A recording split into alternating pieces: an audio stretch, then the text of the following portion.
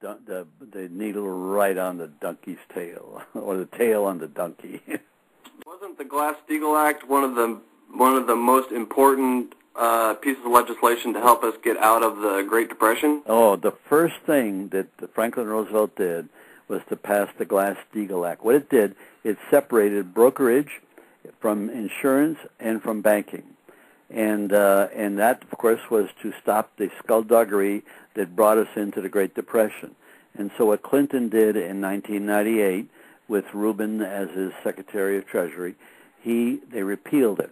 Rubin then went to Citicorp at $40 million a year salary, and then you had the beginning of the skullduggery starting in 2001. And that's whenever that's MSNBC what the subprime problem, the hedge fund problem, all of these crazy things that Wall Street doesn't even know what the hell they're doing.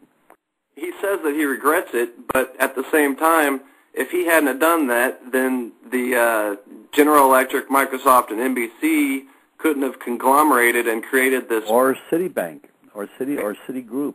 No, I have not heard him say he regretted repealing the Glass. He did say he regretted it, but it's nonsense, because if he hadn't have done that, then MSNBC would not have the power that it has today to propagate Hillary as the top-tier candidate. Of course, or all of the consolidation that's taken place on Wall Street and all of this stuff. So wait a second, telling me he regrets it.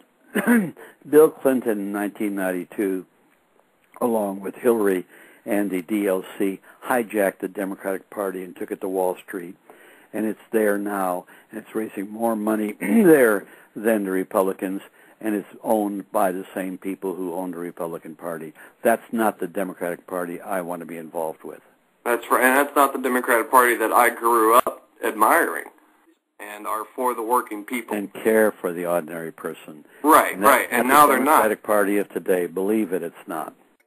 That used to be the case, but that's no longer the case. The Democrats have gravitated towards wealth.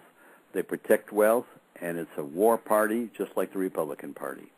And that's and they're just owned and operated by the corporate powers that be. The corporatocracy of the nation. That's where it's at.